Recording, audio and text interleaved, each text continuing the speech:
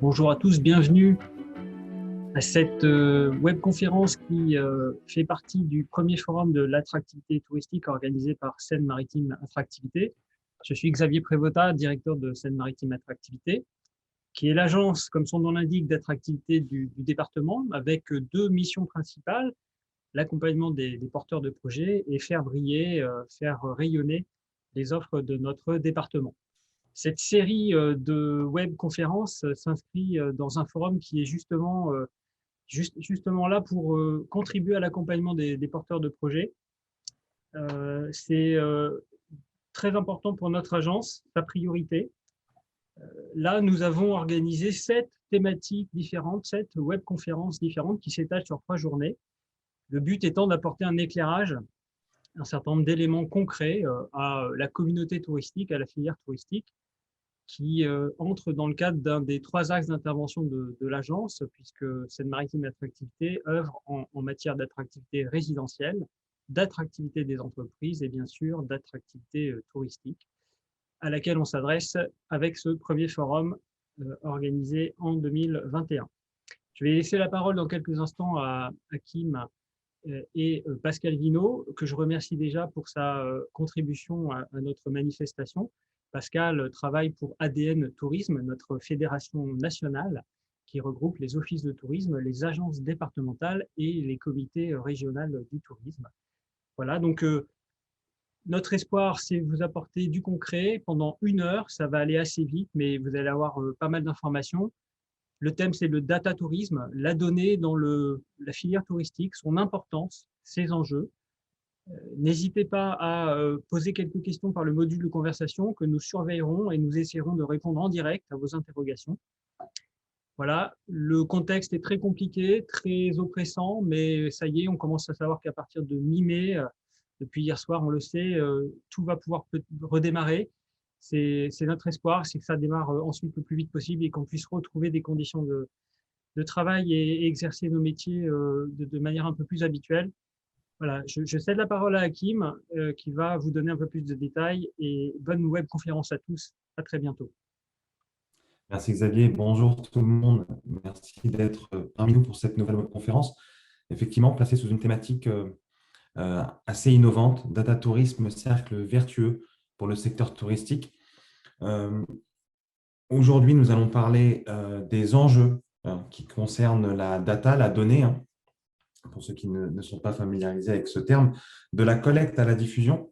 Nous allons voir grosso modo les usages numériques qui sont possibles grâce à cette donnée ouverte, ce qu'on appelle l'open data.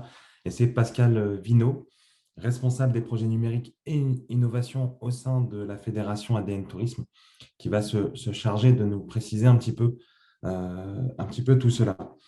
Une quarantaine de minutes à peu près pour cette intervention sur cette grande thématique. Puis, on va venir affiner effectivement pour apporter tout l'accompagnement que SMA peut vous donner au niveau de cette data, avec notamment un outil qui est à votre disposition. Quand je dis votre disposition, je pense aux prestataires touristiques, mais également aux institutionnels du tourisme, Tourasoft, qui vous permet d'assurer, entre autres, votre visibilité à l'échelle locale et de conforter votre positionnement. Bonjour Pascal. Bonjour Hakim, Merci, bonjour à tous. merci d'être parmi nous. Je te laisse te présenter, puis Oui, enchaîner sur ton intervention.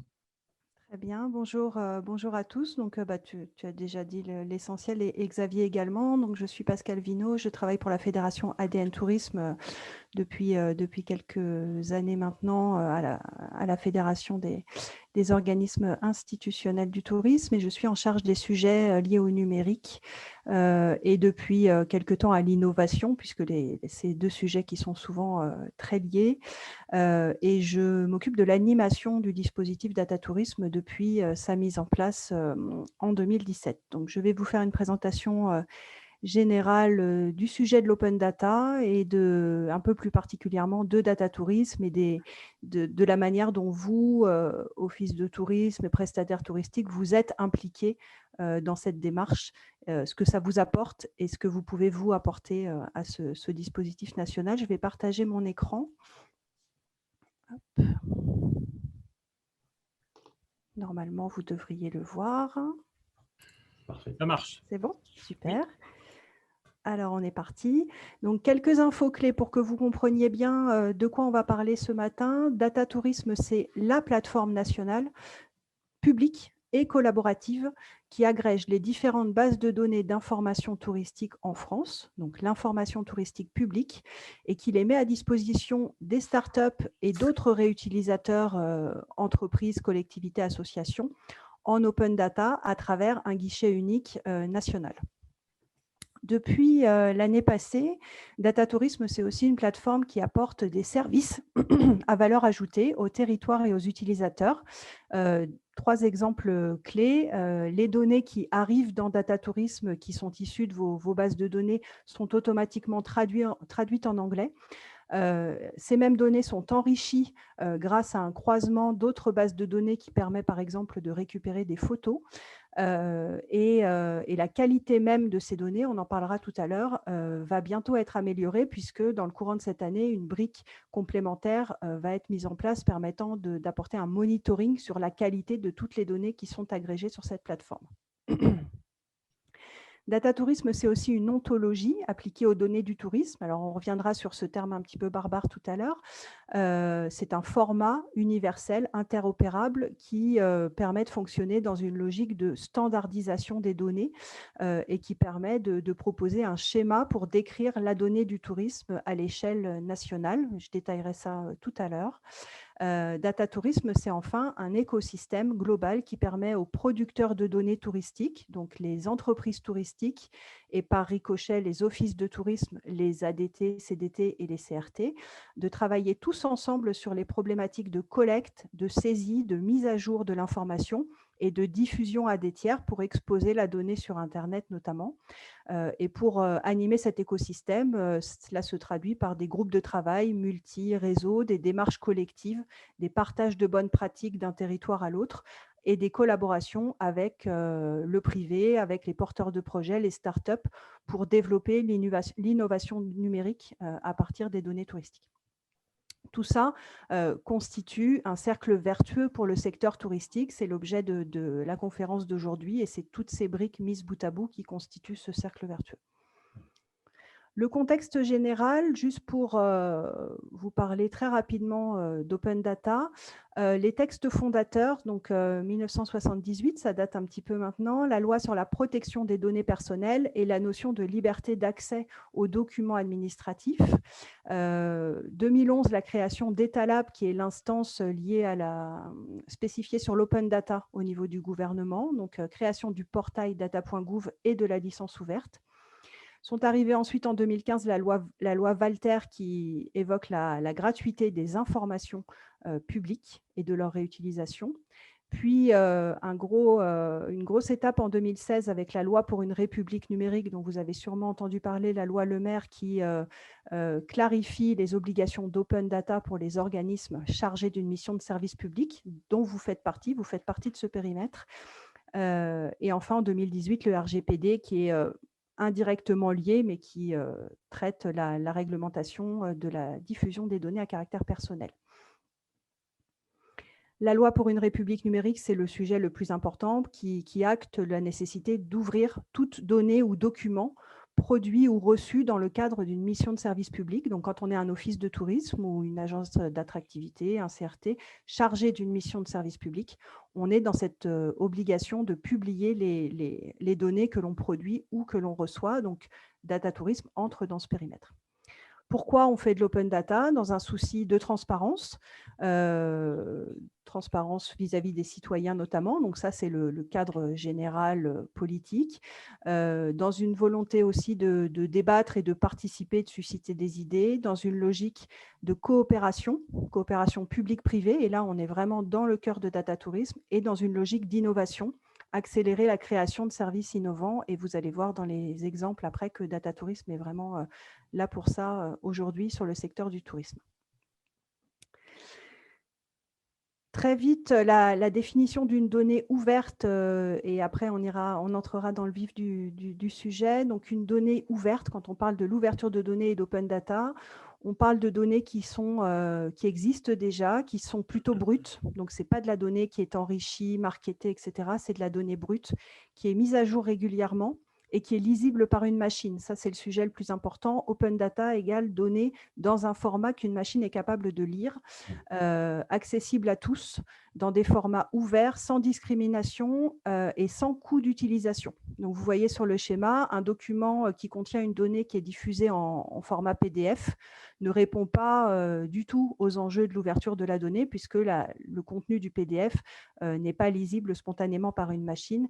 Et à l'inverse, la donnée qui est 5 étoiles sur le schéma permet cela, et Data Tourisme se situe pour le coup en haut de l'échelle sur la donnée 5 étoiles.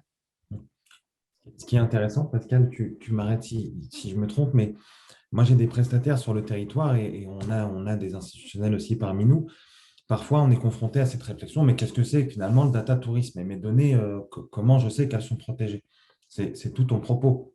Protection des données, il y a un vrai cadrage juridique. Tu faisais référence à la loi Le Maire, mais aussi à la RGPD qui protège ces données-là. Et puis, l'exploitation finalement de ces données, c'est un outil qui a des fondamentaux pour être interopérable avec d'autres solutions numériques. Exactement. L'enjeu de la donnée aujourd'hui, c'est vraiment de l'exposer au maximum, parce que plus la donnée va être visible au-delà de votre propre site Internet ou même du site Internet de l'Office de tourisme, par exemple.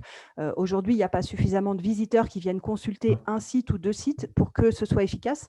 Donc, on est sur une diffusion multicanale, et plus il y aura de réutilisateurs qui exploiteront la donnée, plus ce sera avantageux pour vous et plus votre établissement, par exemple, sera visible et sera connu. On reparlera tout à l'heure de la réglementation et du cadrage avec la donnée ouverte, parce que vous allez voir qu'il y a des contraintes qui sont imposées par l'État là-dessus, qui peuvent parfois ne pas plaire, notamment sur le sujet du démarchage commercial, mais ça va vous permettre d'avoir une vision générale de tout ça, et bien garder en tête que plus la donnée est exposée partout, à partir du moment où elle n'est pas dénaturée et modifiée pour vous porter préjudice, plus c'est intéressant pour chacun.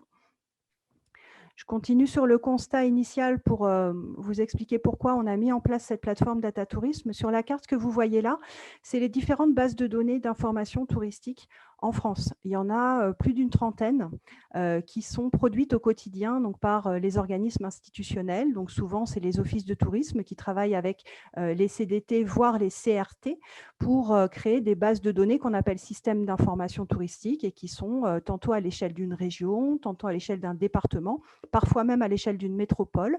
Vous, dans votre cas, en Normandie, vous avez un système d'information régional qui est coordonné à l'échelle des 5 départements normands, mais vous voyez que ça varie énormément d'un territoire à l'autre, et qu'on a au total plus de 40 bases de données qui créent chacun dans son coin des données touristiques, avec au total, quand on additionne le tout, un recensement qui est complet, qui est fiable, qui est à jour, qui est de qualité, mais une difficulté qui est qu'on a 40 bases de données différentes à l'échelle de la France. Donc, une entreprise qui souhaite récupérer de la donnée touristique pour faire créer un service à l'échelle nationale doit aller taper à la porte des 40 bases de données pour récupérer des flux qui ne sont pas compatibles les uns avec les autres, ce qui crée évidemment des difficultés, une diffusion limitée, sans compter le fait que l'open data n'est pas quelque chose de possible dans toutes les plateformes locales, ce qui fait qu'il y a aussi parfois des difficultés techniques pour récupérer l'information. Tout ça ne facilite pas le fameux multicanal dont on parlait précédemment.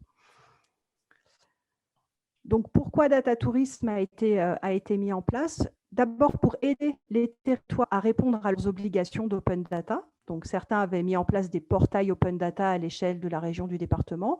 D'autres ne l'avaient pas fait. Donc, cette plateforme permet de le faire une fois pour toutes de façon mutualisée, de faire des économies d'échelle pour ce qui est de l'outil. Deuxième enjeu, c'est faciliter l'accès à ces données à travers cette notion de guichet unique et de plateforme nationale. Troisième enjeu, c'est de créer et d'animer un écosystème, parce qu'il ne suffit pas de créer un outil et de le mettre en place pour que ça fonctionne. Il faut évidemment animer tout le monde pour que ça fonctionne et qu'on ait une dynamique collective et une animation de tout le monde. Et c'est le rôle d'ADN Tourisme en tant que fédération nationale. Et puis, dernier enjeu, pour favoriser la création de services numériques innovants, puisque ces données, elles sont interopérables et fournies dans un format qui permet derrière d'aller croiser des données, d'aller travailler sur des notions d'intelligence artificielle, etc. Donc, on développe l'innovation. L'idée, c'est de faire de la donnée touristique publique une donnée de référence pour les réutilisateurs. Data Tourisme a été imaginé en 2014-2015 et disponible depuis 2017. Et on est sur une période de consolidation et d'évolution puisqu'on continue à rajouter des briques pour faire grandir ce dispositif. Comment ça fonctionne d'un point de vue technique? On a deux briques complémentaires, une plateforme et une ontologie. Je vous en parlais tout à l'heure. La plateforme, elle vient se brancher à chacun des systèmes d'information. Chez vous, c'est Tourinsoft, votre système d'information normand. Vos données sont produites et saisies dans cet outil Tourinsoft et sont envoyées par une personne qui est référente pour la région, qui vient connecter Tourinsoft à Data Tourisme en envoyant des flux de données. Donc, il n'y a pas de double saisie, par exemple. Et il y a un système de paramétrage qui permet, je ne vous détaillerai pas les aspects techniques, mais d'aller transformer la donnée pour qu'on arrive à obtenir ce fameux guichet unique et une homogénéisation des vocabulaires. Donc, il y a du paramétrage à faire par une personne qui est chargée de faire ça au sein de la région. On reviendra tout à l'heure dessus, c'est le CRT chez vous. Et la plateforme Data Tourisme, quand elle reçoit les données, elle les passe à la moulinette pour les ranger sur des étagères qui permettent d'homogénéiser les informations et elle les met à disposition de tous en open data. La deuxième brique, c'est l'ontologie. Donc, très rapidement, l'ontologie est là pour standardiser les données. C'est un enjeu d'interopérabilité. Quel que soit le territoire, quelle que soit la base de données, quelle que soit la personne qui a saisi l'information, cette ontologie, elle permet d'aligner les données sur des formats identiques pour pouvoir les compiler, les comparer d'un territoire à l'autre, les enrichir et rendre la donnée pérenne.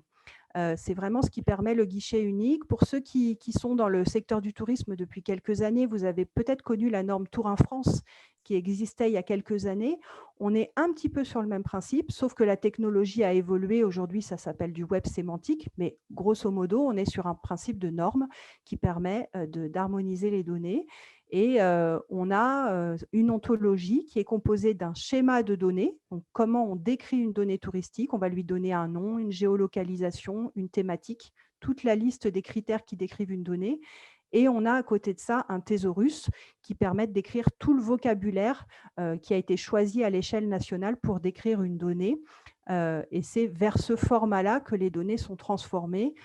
Par exemple, si vous avez dans un territoire quelqu'un qui va utiliser le terme Wi-Fi et un autre territoire qui va utiliser le terme Internet sans fil, l'ontologie Data Tourisme choisit une fois pour toutes un des termes et transforme toutes les informations vers ce même terme pour que tout soit homogène en sortie, sachant que ça ne modifie pas vos vocabulaires chez vous dans vos bases locales. Oui. Donc, c'est un format qui s'appuie sur les standards internationaux. On n'a pas réinventé l'eau chaude quand il n'y avait pas nécessité, mais aujourd'hui, il n'existait pas à l'échelle mondiale de format qui appréhendait toute la donnée du tourisme. On a des données très riches en France et des choses qui n'étaient pas encore décrites dans des normes. Donc, ce qu'on a fait pour l'ontologie, c'est qu'on a pris tout ce qui existait déjà qui nous intéressait, sur l'hôtellerie, la restauration notamment, et on a complété pour créer un énorme dictionnaire de la donnée touristique en France. Et ce dictionnaire, il est piloté dans le cadre de Data Tourisme et mis à jour plusieurs fois par an parce qu'on a besoin de l'enrichir tout le temps.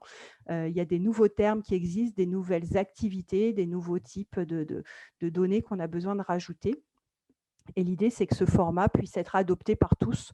On a déjà des pays frontaliers qui s'y intéressent et qui se disent nous, on aimerait bien aussi se caler sur cette ontologie pour avoir une homogénéité à l'échelle au moins européenne. Très intéressant. C'est vrai que c'est un sujet qui revient très souvent, finalement, cette homogénéité. Et c'est en effet très intéressant parce que c'est totalement transparent pour nous. On est contributeur, aussi bien Seine-Maritime Attractivité et maintenant les offices de tourisme depuis 2018. Je rappelle l'ouverture de la saisie, aussi bien pour les offices de tourisme, finalement, que pour les prestataires du territoire, avec un certain nombre d'outils. On reviendra après dessus tranquillement. Mais c'est vrai que pour nous, c'est totalement transparent. Alors, à la petite échelle de la Seine-Maritime, nous, on s'est réunis avec les offices pour mettre en place des questionnaires et des champs communs. En fait, c'est ce qu'on appelle les troncs communs et on respecte cette nomenclature. On espère, ça vous permet de faciliter un petit peu votre travail aussi. C'est exactement ça. Et nous, notre volonté au départ, c'était de ne surtout pas déstabiliser votre travail sur le terrain. Donc, de ne pas vous imposer des règles de saisie au niveau national. C'est vous qui vous organisez à l'échelle de votre réseau en fonction de vos besoins. Et nous, on rajoute une couche qui permet, avec des machines et des principes d'alignement de données, d'automatiser justement cette harmonisation pour ne pas vous imposer ce travail sur le terrain. Une petite information qui est très importante pour nous, parce que c'est une des fiertés de Data Tourisme. On est vraiment sur un dispositif qui a une grande communauté d'utilisateurs et qui s'appuie sur une gouvernance collective. Donc, Data Tourisme, c'est un dispositif qui est piloté par la DGE, la Direction Générale des Entreprises, et ADN Tourisme en partenariat. On est sur un binôme de pilotage. Et après, on a différentes instances qui participent de manière très active à la gouvernance et à la co-construction du projet. Donc, on a des groupes de travail qu'on anime régulièrement, un comité technique, un groupe d'utilisateurs dans lequel vous pouvez être amené à participer en fonction des thématiques. Malheureusement, on n'a pas pu réunir, vous vous en doutez, ce club depuis quelques mois maintenant, mais on est en train de réfléchir à des formats à distance dans le temps qu'on puisse se réorganiser en présentiel. Mais l'idée, c'est vraiment que chacun amène sa pierre à l'édifice et qu'on co-construise ensemble. Et un office de tourisme, et pourquoi pas même un prestataire sur le terrain qui a envie de partager des idées, peut le faire. C'est le principe de cette gouvernance collective. Chez vous, en Normandie, on travaille énormément avec le CRT et les 5 comités départementaux qui sont très actifs dans nos communautés. La porte est ouverte aussi aux offices de tourisme qui souhaitent participer. Justement, Pascal, on a une question d'un office, Hakim, oui. Allez-y, je vous en prie. L'office de Rouen nous demande si le projet Pile OT, alors je pense que ça se prononce comme ça, fait partie de Data Tourisme. Alors non, le projet, vous allez comprendre que non en regardant les slides d'après. En fait, le projet pilote est un projet qui traite de la donnée économique, de la donnée d'observation touristique. Et c'est une autre plateforme que Data Tourisme, puisque nous, on travaille sur la description des points d'intérêt et pas sur la donnée d'observation ou la donnée économique. Donc, c'est 2 projets, effectivement, qui sont aujourd'hui différents parce qu'on ne traite pas du tout des mêmes données. Sur Data Tourisme, les données qui sont agrégées, c'est le recensement et la description de tous les événements et les points d'intérêt touristiques. Vous voyez les principales catégories ici sur la gauche. Toutes vos fêtes et manifestations qui sont saisies dans Tourinsoft, vos sites naturels, vos sites culturels, hébergements, restaurants, commerces, etc. Donc, c'est de la donnée plutôt froide, descriptive, qui remonte sur Data Tourisme avec tous les champs de description que vous voyez sur la partie droite de l'écran. Donc, un nom, un descriptif, une géolocalisation, des classements quand les établissements sont labellisés, par exemple. Et ça, c'est ce qu'on appelle la donnée brute qui, justement, est récupérée et mise en open data. On n'a pas de données chaudes ou données d'observation sur des chiffres de fréquentation. On est vraiment sur la sémantique de description des attractions touristiques du territoire.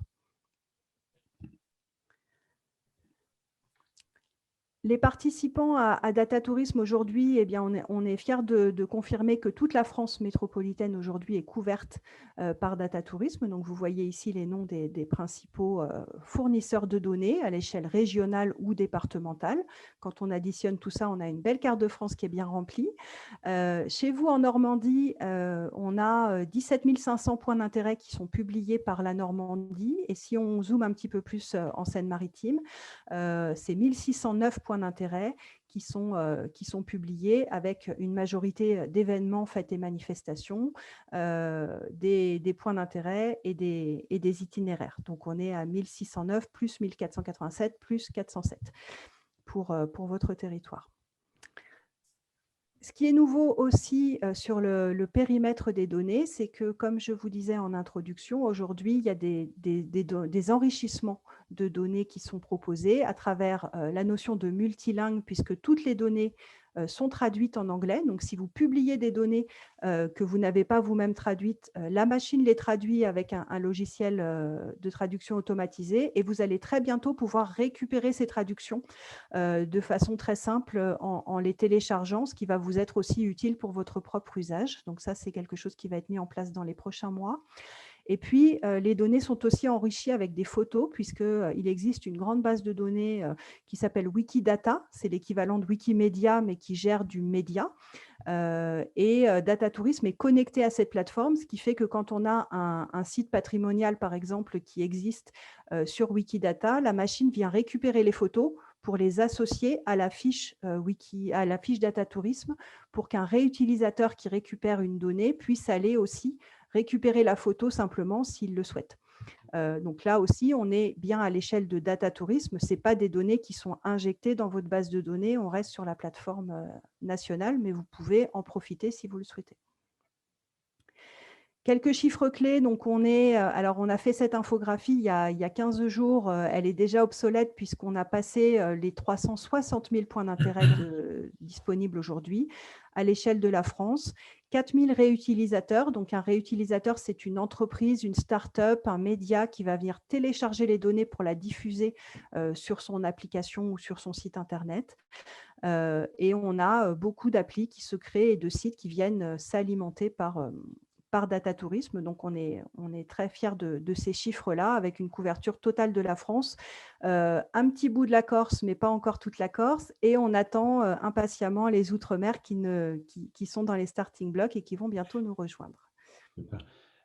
Pascal, une petite interrogation là, sur la slide précédente, et notamment le fait de venir récupérer des médias de Wikidata, c'est ça? Oui. Comment gérer les droits d'auteur des photos? Alors, les droits d'auteur sont gérés directement dans Wikidata. Donc, les photos qui sont publiées sur Wikidata sont toujours associées à des conditions de réutilisation et à des crédits photos. Et dans Data Tourisme, la machine vient chercher l'information dans Wikidata et elle récupère plusieurs choses. Elle récupère le lien vers le média en question, mais elle récupère aussi toutes les informations qui permettent d'exploiter la donnée. Donc, il y a un tri qui est fait pour récupérer uniquement les photos qui sont réutilisables et les conditions de réutilisation sont spécifiées systématiquement. Et vous, de la même manière, quand vous publiez vos données sur Data Tourisme, on vous demande de ne publier que ce que vous pouvez mettre en open data et de préciser également les crédits photos pour qu'un réutilisateur puisse exploiter les photos comme il le faut. Un point d'attention, voilà, c'est de ne pas aller mettre sur Data Tourisme des photos sur lesquelles vous avez des droits restreints qui ne vous permettent pas de les diffuser largement. Là, c'est la responsabilité de chaque territoire de faire le tri dans ces photos avant de les mettre sur la plateforme nationale. Effectivement, c'est là tout l'enjeu parce que déjà une perception assez difficile de la part des prestataires sur l'usage de ces photos. Est-ce que j'ai le droit, est-ce que je n'ai pas le droit de les diffuser? Il y a un petit peu de travail à faire au niveau territorial. Nous, pour le cas de la Seine-Maritime, par exemple, on a pris le choix il y a quelque temps de ne pas remonter les photos sur Data Tourisme. C'est ce qui explique en fait votre petit tour de passe-passe avec Wikidata, qui est une très bonne solution, effectivement. Exactement. En fait, on voit qu'au lancement de la plateforme en 2018, on avait très peu de photos parce qu'il fallait que chacun s'organise et remette un petit peu à plat sa médiathèque, parce que c'est vrai que quand on est sur une diffusion très restreinte, on n'a pas trop de problématiques de diffusion des photos, mais plus on va ouvrir les données de médias, plus on va prendre de risques. Et un photographe qui va voir sa photo sur un site pour lequel il n'a pas donné d'autorisation, ça peut très vite poser problème à celui qui a publié la donnée et coûter très cher. Donc, nous, on préfère que vous preniez votre temps là-dessus, que vous fassiez un petit peu le ménage dans votre base pour être sûr de publier les bonnes photos. S'il n'y en a pas beaucoup au départ, tant pis. L'idée, c'est qu'on en ait bien sûr le plus en plus à terme, parce que c'est dans votre intérêt aussi de gérer les droits photos correctement dans vos bases. Mais on préfère qu'il n'y ait pas de risque qui soit pris. Et c'est pour ça qu'on a pallié l'absence de photos en nous branchant à des bases qui sont complètement gérées à ce niveau-là. Et je fais un appel du pied un petit peu aux prestataires qui nous suivent. On a à l'heure actuelle dans le catalogue d'offres de services de Seine-Maritime Attractivité une fiche dédiée justement à l'accompagnement des prestataires sur cette thématique.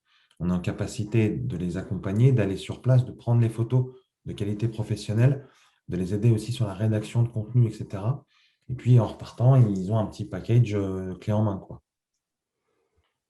C'est vraiment important, effectivement, c'est des services qui amènent de la valeur et qui amènent de la qualité dans l'information qui est diffusée largement, sur Data Tourisme ou pas d'ailleurs, hein, on est vraiment sur un sujet général.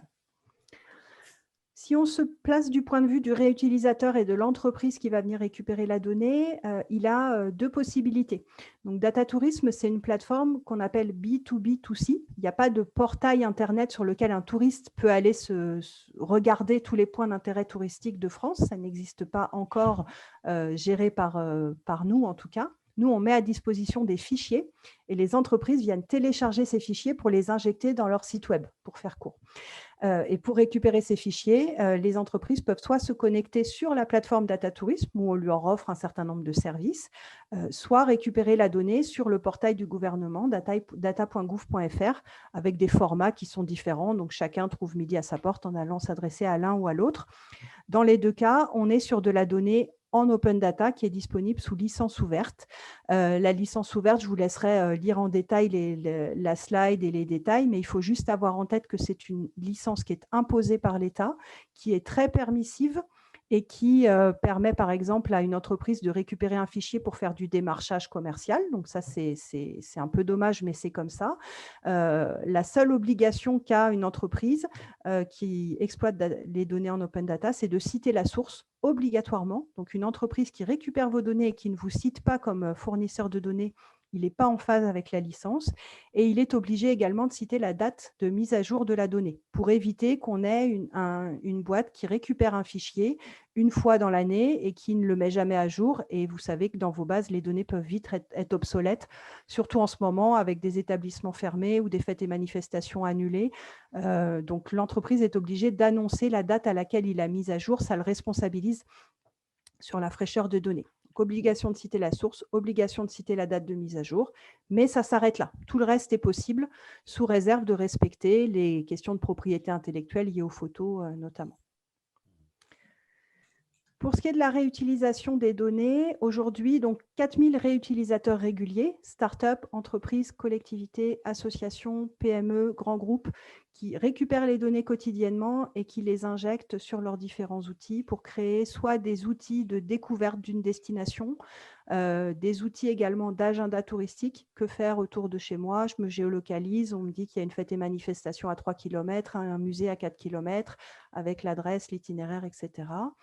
Des applications autour de services pour les hébergements touristiques, beaucoup de choses géolocalisées à travers la cartographie, et puis des solutions B2B, des entreprises qui se positionnent sur des services pour les offices de tourisme notamment. On va venir vous proposer des principes de bornes, des principes d'application, où vos données sont récupérées, digérées, transformées pour que vous puissiez avoir des services numériques dans vos offices de tourisme ou sur vos sites Internet. Je me permets, Pascal, je trouve que cette slide est particulièrement importante pour la motivation de tous les contributeurs et fournisseurs de données. On se rend compte des répercussions, des retombées de tout ce travail et c'est majeur en fait. Voilà. C'est vraiment important et c'est vrai qu'on n'a pas toujours la visibilité quand on est sur son territoire à saisir une donnée, à remplir un formulaire qu'on nous envoie une fois par an en nous disant « mettez à jour vos informations pour l'office de tourisme ». On ne se rend pas toujours compte des répercussions que ça peut avoir et jusqu'où va la donnée. Et aujourd'hui, avec ce principe d'open data, vos données, quand vous mettez à jour votre formulaire annuel ou peu importe, elle est répercutée à plein d'endroits sur des centaines, des milliers de sites Internet, et d'où l'importance de mettre vraiment à jour les informations. On a aujourd'hui donc un suivi de tous les usages qui est un petit peu limité parce que la loi pour une république numérique ne nous autorise pas à tracer. Le principe de l'open data, c'est ouvert, chacun se sert et s'engage à respecter les 2-3 obligations de la licence, mais derrière, nous, on n'a pas de liste exhaustive de qui utilise la donnée parce que c'est interdit par la loi tout simplement, donc on ne peut pas les tracer. On essaye d'avoir au maximum des informations de téléchargement, de statistiques, mais on sait qu'il y a une petite partie qui nous échappe, on n'est pas capable de vous dire précisément à quel endroit se retrouve votre donnée. C'est une contrainte réglementaire, on ne peut pas y faire grand-chose, mais nous, ce qu'on fait, c'est que dans notre animation de communauté, on invite les réutilisateurs à se manifester en échange de valorisation de leurs services. On leur dit, dites-nous que vous utilisez Datatourisme, comme ça, on va parler de vous et on va vous faire connaître. Ouais. Et ça nous permet voilà, de pallier ce truc-là. Mais c'est vrai que les données sont à plein d'endroits et je vais vous donner quelques exemples par la suite. Donc, Un exemple intéressant, parce que je pense que vous travaillez pas mal sur la problématique vélo en Normandie. Oui. Vous avez le label Accueil Vélo qui est développé sur le territoire national. L'information Accueil Vélo remonte dans Data Tourisme et permet d'alimenter le site francevélotourisme.com et tous les sites de véloroute ou d'itinéraires qui sont des déclinaisons de France Vélo Tourisme. Donc, ces données provenaient auparavant de Tourinsoft avec des flux spécifiques qui étaient faits sur mesure, etc.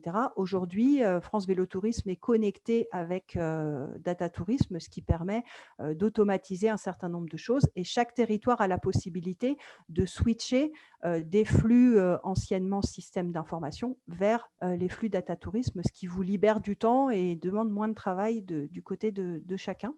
Donc là, on a un exemple sur les Pyrénées-Orientales. Je n'ai pas pris le temps de mettre à jour avec les données normandes, mais peu importe, vous voyez, les données remontent sur le site de France Vélo Tourisme pour le vélo.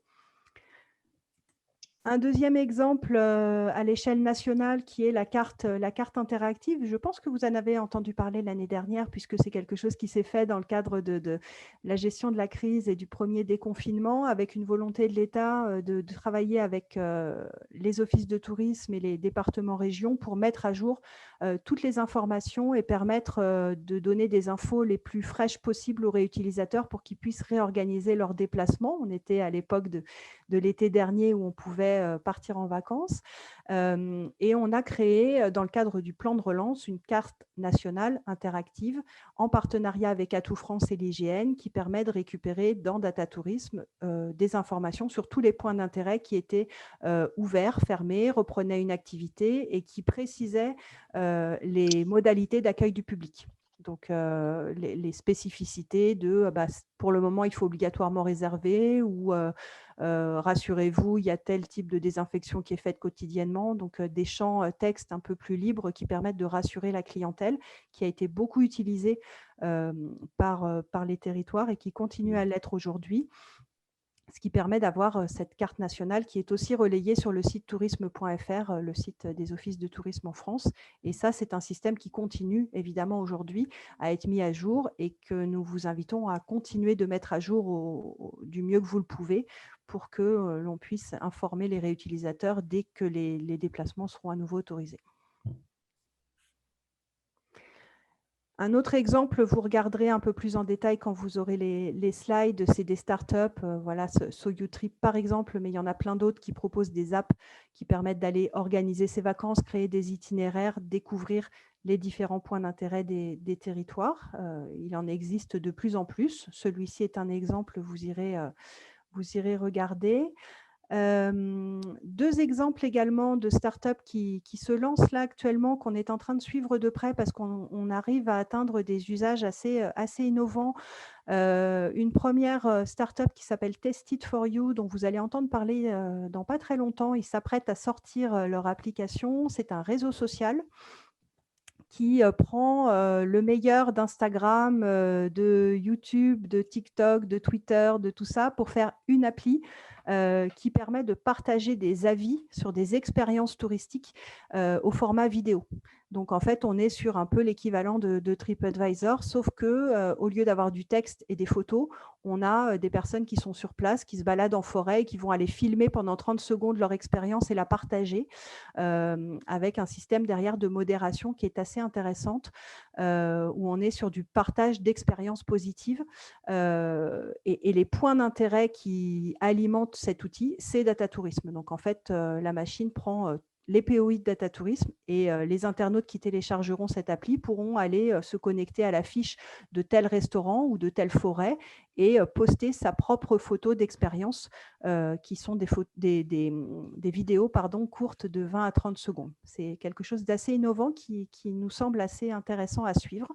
Et une autre application qui est en train de se mettre en place aussi, qui va beaucoup parler, je pense, aux offices de tourisme.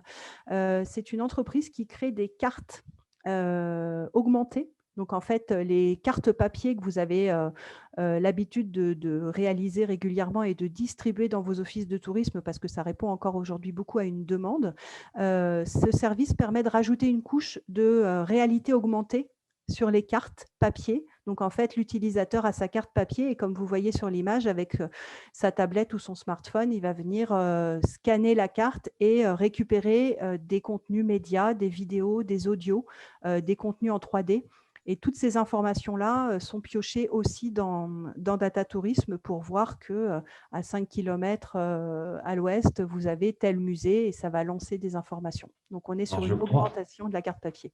Je crois deviner, Pascal, et tu m'arrêtes si je me trompe, mais toutes ces innovations numériques, j'ai envie de dire, et cet affinage finalement, hein, géolocaliser des offres, arriver à agrémenter ces offres-là de contenu, de texte, de visuel, d'audio, etc., amène forcément à un sujet, la qualité de la donnée. Exactement, exactement. Et on va y venir parce que c'est vraiment le point essentiel. La qualité de la donnée, elle est indispensable pour pouvoir créer des applications efficaces. Je ne vous ai pas parlé d'une autre appli aussi qui s'appuie sur de l'intelligence artificielle et qui consiste à créer un conseiller virtuel à qui on va pouvoir poser une question en langage naturel et qui va venir piocher dans Data Tourisme. Et c'est vrai que la qualité de la donnée, elle est indispensable sur ce site d'appli parce que si on lui dit que, alors ça ne va pas être le bon exemple parce que je vais vous parler de restaurant, mais c'est celui qui me vient en tête. S'il est midi et qu'on demande à l'application où est-ce que je peux aller manger dans 20 minutes dans un rayon d'1 kilomètre et qu'on l'envoie au resto du centre-ville en lui précisant qu'il peut s'y rendre et que le restaurant, en l'occurrence, est fermé et que Data Tourisme n'est pas au courant qu'il a été fermé, on est sur des problématiques de qualité qui posent problème. Idem sur des géolocalisations imprécises parce qu'on a souvent des systèmes d'itinéraires et de guidage qui sont associés à ce type d'outils numériques. Et évidemment, si on perd nos visiteurs en lui donnant un mauvais itinéraire ou une mauvaise géolocalisation, parfois à 800 mètres près, ça peut vite être dramatique et créer des expériences négatives. Heureusement que l'outil est paramétré pour recevoir des fichiers GPX d'ailleurs. Exactement, et c'était le point de départ indispensable. Mais encore faut-il que ce fichier soit précisément paramétré avec les bonnes informations. Pascal, on a encore 8 minutes. C'est un exercice pas simple. 8 minutes pour aborder la qualité de la donnée. Oui, ça va le faire. Sur la partie qualité, on a des réutilisateurs qui sont plutôt satisfaits de la qualité de l'information, mais pas complètement. Donc, on a des retours sur des imprécisions et des erreurs. Et puis, malheureusement, parfois, il suffit d'une erreur et qu'on tombe dessus pour que toute la base de données en pâtisse un peu. Donc, globalement, c'est bien, mais ça pourrait être mieux. Et on a des exemples, ça va vous parler, je pense, mais des données qui peuvent poser problème. Ça correspond aux exemples que je vous donnais tout à l'heure. Si on fournit une information sur l'existence d'un concert ou d'un événement, mais qu'on ne précise pas l'horaire, ça ne sert pas à grand-chose. Si on inverse, on fait une petite faute de frappe dans la saisie et qu'on indique que l'expo en question, elle aura lieu en 2220 au lieu de 2020, on ne la trouvera jamais dans la machine non plus. On peut aussi mal ranger, catégoriser des données. Et c'est pareil, toutes ces applis, comme tout est automatisé, ça ne marche pas. On peut avoir des choses qui posent problème. La carte que je vais vous montrer juste après, vous voyez, c'est des erreurs de géolocalisation. Les petits points rouges, c'est des données qui sont publiées dans les bases de données pour lesquelles on s'est un petit peu trompé en saisissant. Ça peut être une inversion longitude-latitude. C'est tout bête, ça peut arriver super vite, mais quand on projette sur une carte, on se retrouve avec des points d'intérêt qui se trouvent au milieu du Pacifique et qui posent problème qualitatif. C'est un tout petit pourcentage des données, mais ça en pâtit vraiment d'une manière générale, ça impacte la totalité. Donc, c'est important que tout le monde fasse le nécessaire pour mettre à jour tout ça.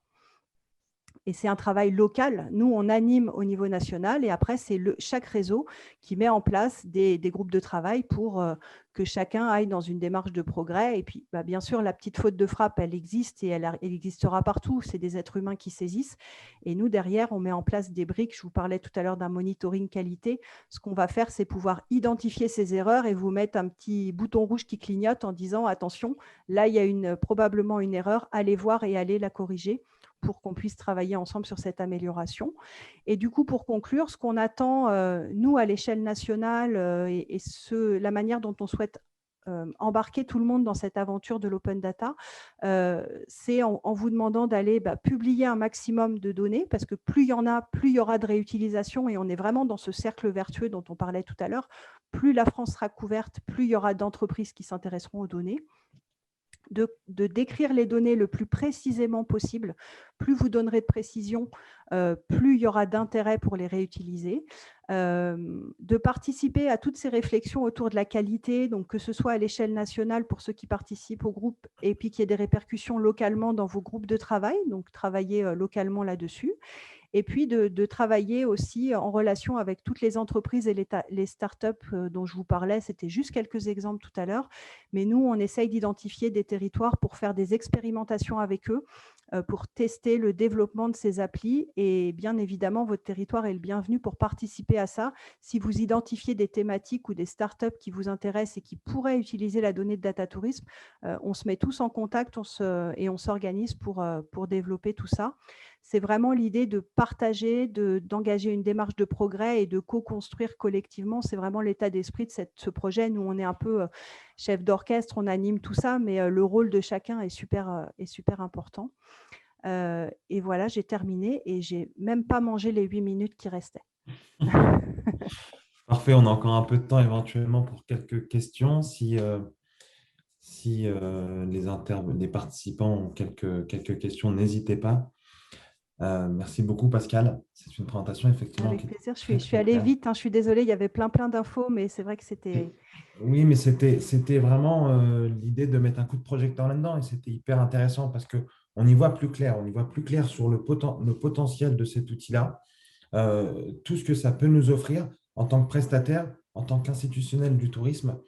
Pourquoi on doit travailler collectivement pour la qualité de la donnée. Et puis finalement, intégrer ce dispositif, c'est aussi intégrer des solutions numériques plus globales. Tu faisais référence à France Vélo Tourisme. Xavier rappelait que 90 prestataires accueil vélo en Seine-Maritime sont déjà labellisés. C'est une démarche constante qu'on poursuit. Il y a d'autres démarches collectives à intégrer. C'est vraiment l'idée de ne pas sous-estimer ça.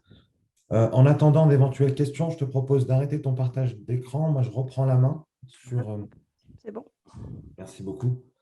Je reprends la main pour encore quelques minutes ensemble pour évoquer ensemble comment SMA est en capacité finalement de répondre à tout ça. Ah oui, parce que Pascal a très justement dit, c'est d'abord un effort local.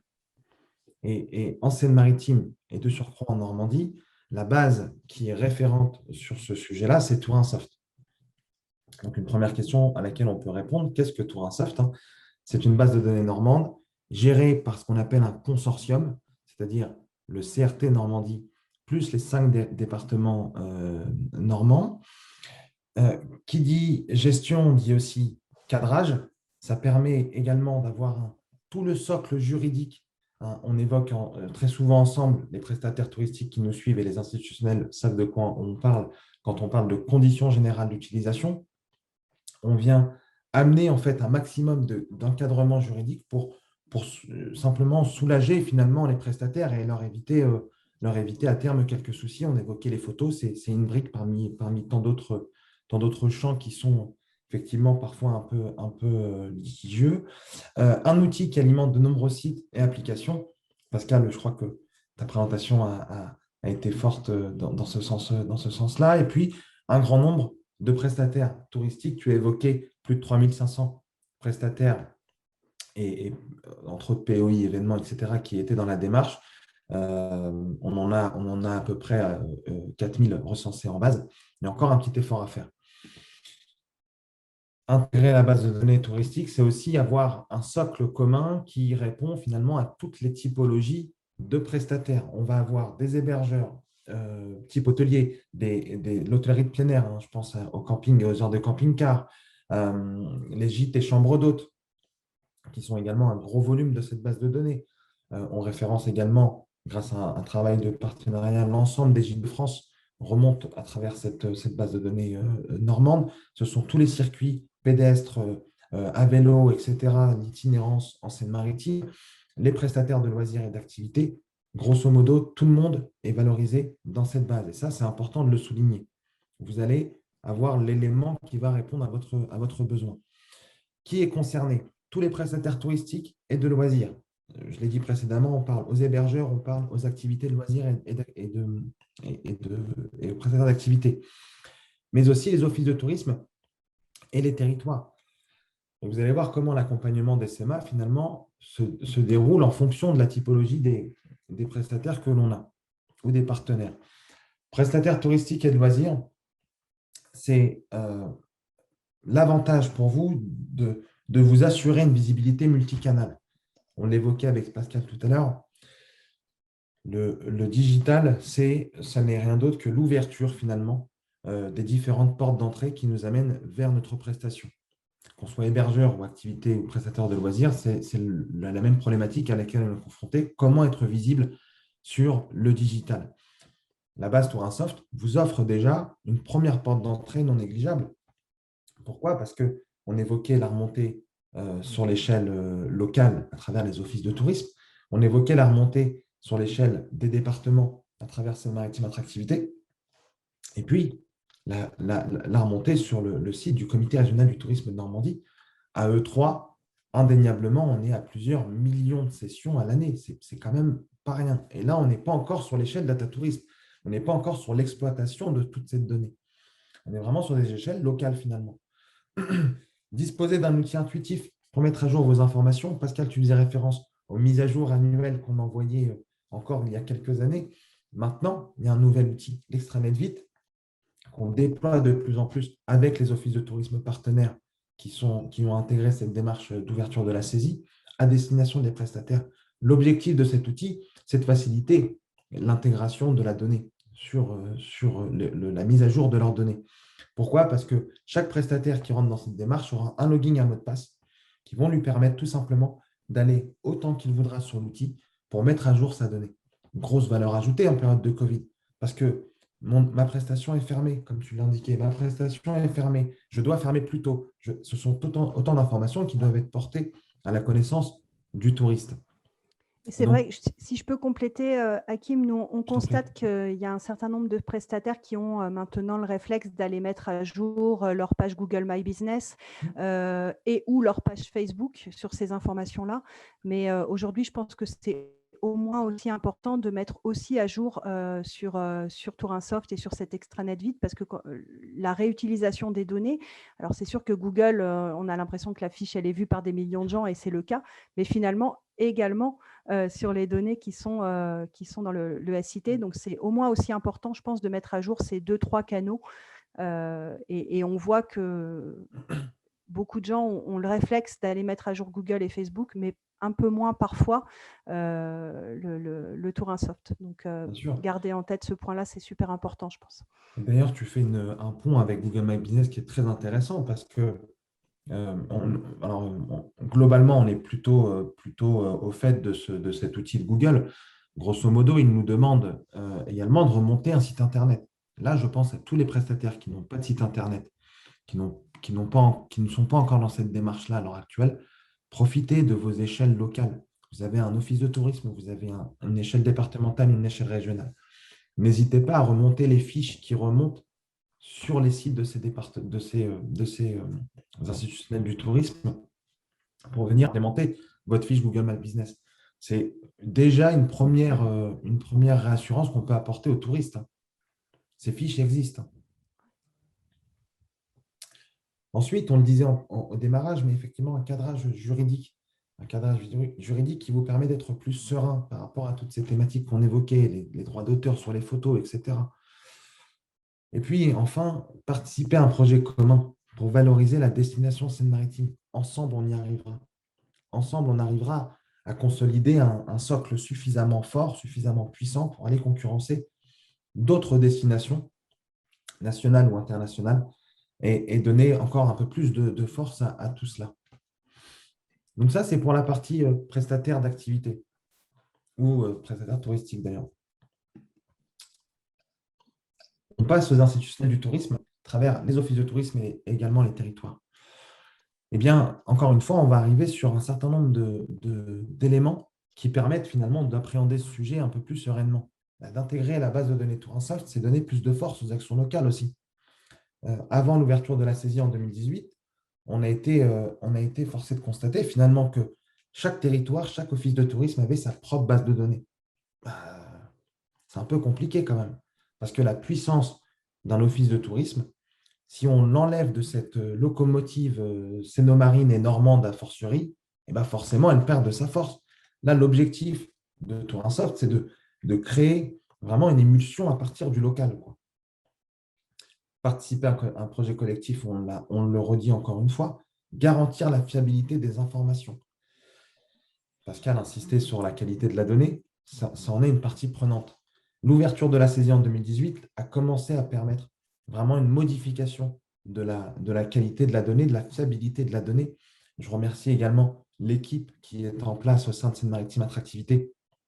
On a une équipe qui est managée par Ingrid Milo et 4 collaboratrices qui font un travail de fond sur cette base de données en relation avec les prestataires et les partenaires institutionnels. Et finalement, ça nous amène à notre deuxième point, à notre dernier point, pardon, être accompagné par Seine-Maritime Attractivité. C'est, je crois, tout l'enjeu aussi d'adhérer à un projet collectif, c'est que contrairement à Google My Business, quand on a un problème, on peut décrocher le téléphone et on peut avoir un interlocuteur au bout du fil très rapidement et trouver des solutions très rapides qui répondent finalement à vos besoins. Et ça, c'est quand même un avantage. Nous, on travaille avec les offices de tourisme. Dans ce sens, on les accompagne sur un certain nombre de sujets.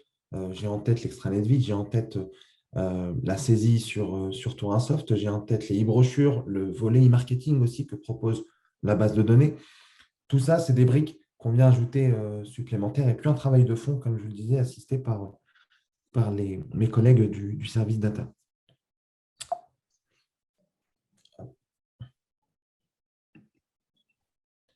Et puis, forcément, un projet commun, ça veut dire aussi une équipe.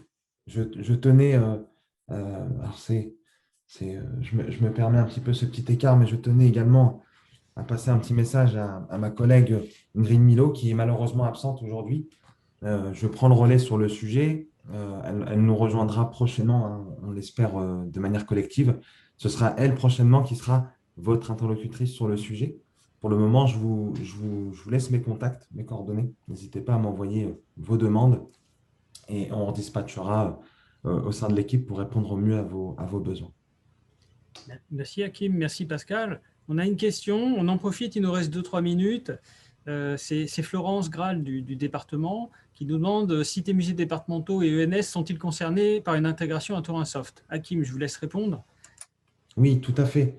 À l'heure actuelle, on valorise, alors, comme je vous le disais précédemment, l'ensemble finalement des activités de loisirs ou prestataires touristiques sur le territoire. On travaille avec également le département sur la valorisation des sites et musées départementaux, mais aussi des espaces naturels sensibles. On a toutes les fiches d'intégrer avec les visuels qui vont bien, les textes rédigés, etc., l'ensemble des moyens de communication intégrés également. C'est déjà fait et on continue à améliorer cette qualité-là. Et puis on enchaîne, Stéphanie Depas du Jardin des Sculptures de Bois-Guilbert nous demande si finalement tous les producteurs d'applications privées peuvent avoir accès à ces open data. Je crois que la réponse est oui, Pascal. Hein. Oui, tout à fait. C'est le principe de l'open data. C'est ouvert à toute personne qui s'engage à respecter la licence ouverte. Donc, n'importe qui, même un citoyen, voilà, n'importe quel réutilisateur peut venir se connecter pour récupérer les données dès lors qu'il s'engage à respecter la citation de la source et de la mise à jour. Pendant qu'on discutait, je suis allé voir le site Data Tourisme. Il suffit de saisir en fait un identifiant, un mot de passe, de s'enregistrer et je crois qu'on a accès immédiatement à tout cela. C'est ça. Alors après, la plateforme s'adresse plutôt à des techniciens développeurs, puisque les fichiers qui sont récupérés, comme je vous disais tout à l'heure, c'est du flux, hein, donc c'est des langages informatiques qui ne sont pas connus de tout le monde. Par contre, si vous voulez, vous, en tant que prestataire ou office de tourisme, voir ce qu'il y a dans Data Tourisme, je vous invite à aller vous connecter sur data.gouv.fr. Où là, vous allez pouvoir récupérer les mêmes données, mais au format CSV. Et un format CSV, généralement, on arrive tous à se débrouiller avec. Donc, Data Tourisme pour les développeurs techniciens et data.gouv pour les utilisateurs qui ont moins de compétences techniques pour aller appréhender des langages développés. Voilà. Merci beaucoup, Pascal. C'était très intéressant, très concret, instructif. Merci beaucoup, Hakim, pour votre co-animation. Et puis, je crois qu'on peut vous souhaiter un bon appétit maintenant. Merci tout le monde. Et à très bientôt. Au revoir. Merci, à bientôt.